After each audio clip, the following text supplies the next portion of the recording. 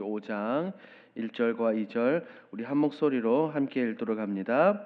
그 후에 모세와 아론이 바로에게 가서 이르되 이스라엘의 하나님 여호와께서 이렇게 말씀하시기를 내 백성을 보내라. 그러면 그들이 광야에서 내 앞에 절기를 지킬 것이니라 하셨나이다.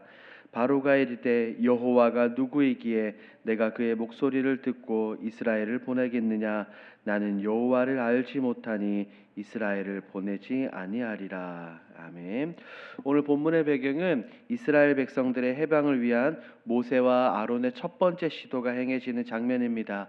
이 이스라엘 백성들 오랜 시간 애굽에서 노예 생활을 했고 하나님은 모세와 아론을 불러 그들을 구원케 하실 계획을 가지고 계셨습니다. 바로 앞에서 모세와 아론은 무엇을 요구했고 바로는 어떻게 반응했을까요? 오늘 본문을 통해서 함께 살펴보겠습니다. 내용 관찰 1번입니다. 바로는 이스라엘 백성을 보내라는 하나님의 말씀을 듣고 어떻게 반응합니까? 자, 오늘 함께 읽은 1절 말씀을 보니 모세와 아론이 바로 앞에 서서 내 백성을 보내라고 분명하게 선포하고 있죠. 여기서 말하는 내 백성이란 이 모세와 아론의 백성이 아니라 하나님의 거룩한 백성입니다. 하지만 2절에서 바로는 하나님은 여호와를 인정하지도 않고 하나님 명령에 복종할 이유가 없다라는 태도를 분명하게 보입니다. 왜냐하면 바로는 애굽의 절대적인 권력자로서 애굽의 수많은 신들을 섬기지 이스라엘 백성들이 섬기는 여호와 하나님을 섬기지 않기 때문입니다. 이는 바로가 하나님의 권위를 무시하고 있고 자신을 하나님보다 높이 여기는 이 어리석은 모습을 우리는 볼 수 있어요. 2번입니다. 바로는 백성의 감독들과 기록원들에게 어떤 명령을 내립니까? 모세와 아론의 요청을 거절한 바로는 백성들을 더욱더 힘들고 더욱더 가혹하게 만들어 버립니다. 본문을 보니까 세 가지를 명령합니다. 첫 번째, 지푸라기 공급을 중단합니다. 즉 백성들로 하여금 스스로 재료를 찾아야 된다라고 말입니다. 스스로 재료를 찾아서 준비해야 함에도 불구하고 두 번째로 바로는 이 벽돌의 생산량을 줄이지 말라고 합니다. 즉 작업장을 그대로 현재와 같이 유지하라는 것이죠. 이것은 백성들에게 매우 힘든 것입니다. 이중 부담, 이중 고통을 안겨주는 겁니다. 마지막으로 바로는 그들의 요구를 다름 아닌 게으름의 결과로 봅니다. 백성들이 느슨하게 일하다 보니 이런 생각이 들었고 모세와 아론을 보내 그에게 이런 요구를 한다라고 생각을 했어요. 그래서 이 바로는 지금 백성들에게 이렇게 가혹한 명령을 내리고 있습니다. 이런 바로의 명령, 이것은 백성의 고난을 극대화하기 위한 조치였어요. 백성들의 요구에 상당히 가혹하게 반응하는 바로의 모습을 우리는 본문에서 볼 수 있습니다. 영구와 묵상을 봅니다. 바로는 왜 이스라엘 백성의 노역을 가중시킵니까? 우리가 계속해서 보고 있는 것처럼 바로는 지금 백성들을 상당히 억압하고 있습니다. 사실 그 이면에는 여러 가지 이유들이 존재하고 있어요.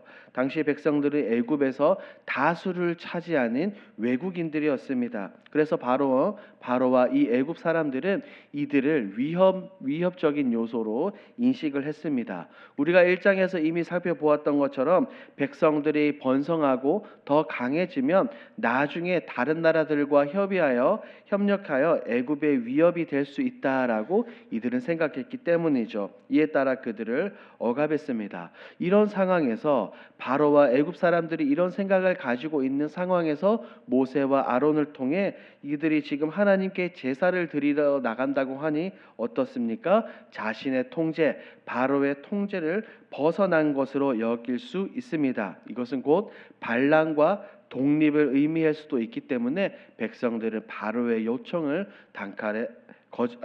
바로는 백성들의 요청을 단칼에 거절했습니다. 두 번째로 바로는 하나님을 인정하지 않았어요. 자신이 백성들의 왕인데 하나님께 제사를 드리러 나간다고 하니 자신의 권위와 자신의 통치권이 어떻게 도전받는 것으로 느껴졌을 겁니다. 그저 종교적인 이유가 아니라 정치적인 위험 요소로 생각하고 바로는 그들을 거절했을 수 있어요. 더불어 백성들은 여호와 하나님이 아니라 애굽의 신이라고 여기는 바로 자신을 칭송하고 예배해야 되는데 자신이 아닌 다른 신에게 예배를 하러 간다니 하니 이것을 받아들일 수 없었습니다. 당시 애굽은 고대 근동의 강국으로서 특별히 바로는 신의 아들이라 여겼어요. 더 가혹한 노동을 통해 하나님을 찾을 수 없게끔 만들고 오직 백성들이 자신에게만 복종하게끔 만드는 이 바로의 모습입니다. 이처럼 바로는 자신의 정치적, 종교적 이 통제를 유지하기 위해 백성들을 상당히 괴롭히고 억압했습니다. 하지만 바로의 이런 억압에도 불구하고 하나님의 선하신 뜻, 하나님의 계획은 방해하지 못합니다. 오히려 바로의 거절과 억압으로 인해 백성들은 아픔과 슬픔과 고통 가운데 있지만 하나님께서 강력하게 개입하시는 그 출발점이 되었다는 사실을 우리는 분명하게 기억해야 합니다. 느낀 점을 봅니다. 하나님을 모를 뿐 아니라 하나님을 향한 예배도 무시하며 이스라엘 백성의 노력을 더 무겁게 한 바로를 보며 무엇을 느낍니까? 오늘 본문에 등장하는 이 바로의 모습을 통해 우리는 하나님을 모르는, 하나님을 알지 못하고 인정하지 않는 사람의 교만과 무지가 얼마나 심각한 것인지 깨닫습니다. 바로는 지금 다름 아닌 영적인 무지, 영적인 어두움에 갇혀 있습니다. 바로는 말합니다. 여호와가 누구이기에 내가 그의 목소리를 듣겠냐고 말입니다. 얼마나 무지하고 얼마나 어두운 영적 상태에 갇혀 있습니까? 하나님을 모르고 하나님을 무시하는 사람들은 이렇습니다. 하나님이 아니라 자기 자신이 세상의 중심이 되고 오직 자신의 힘과 권력만을 신뢰하게 됩니다. 이것은 성경 시대뿐 아니라 오늘날도 동일하죠. 더불어 예배를 드리러 떠나겠다는 백성들의 요청을 바로는 단지 우리가 살펴본 것처럼 그들의 게으름으로 치부합니다. 바로는 예배의 가치를 전혀 이해하지 못하고 있고 예배를 통해 하나님과 교제하는 것을 원천적으로 막아버렸습니다. 예배는 무엇입니까? 단순한 종교적인 행위가 아니라 하나님과의 관계이고 하나님과의 교제이고 영적인 회복을 누리는 축복의 시간입니다. 백성들의 삶의 목적이 바로 이것인데 바로는 깨닫지 못하고 있어요. 오늘날 수많은 예배의 홍수 속에서 예배를 어떻게 생각하고 있는지 오늘 본문을 통해 스스로를 돌아보게 됩니다. 진정으로 내가 예배를 사모하고 있는가? 아니면 내가 지금 바로처럼 예배의 가치를 전혀 알지 못하고 오히려 습관적으로 주술적으로만 드리고 있는 것은 아닌가라는 생각들을 많이 해보게 됩니다. 적용입니다. 내가 믿음으로 인해 겪은 거절과 고난이 있다면 무엇입니까? 많은 그리스도인들은 신앙생활을 하며 자신뿐 아니라 가족들의 구원을 위해서도 상당히 노력하고 있죠. 하지만 가정에서 내 남편과 내 아내가, 내 자식들이 내 신앙을 이해하지 못하거나 때로는 가정에서 그것을 거절당하고 여러 가지 어려움을 겪을 수도 있어요. 더불어 우리는 예수님을 믿는 그리스도인이 된 이후에 친구들이나 혹은 세상의 관계 속에서 신앙 때문에 소외되거나 오해를 받는 경우들도 더러더러 있습니다. 이렇게 신앙의 길에서 때로는 여러 가지 어려움을 겪을 수 있지만 우리는 어떠해야 합니까? 하나님을 향한 믿음을 우선시하는 삶을 살아야 합니다. 우리 주님께서도 이렇게 말씀하셨죠. 나를 따르려는 자는 자기 십자가를 지고 따라야 한다라고 말입니다. 이 모든 과정에서 인내하고 견디는 것이 결국 우리 주님을 따르는 제자의 길이라는 것을 우리는 반드시 기억해야 합니다. 마지막 결단입니다.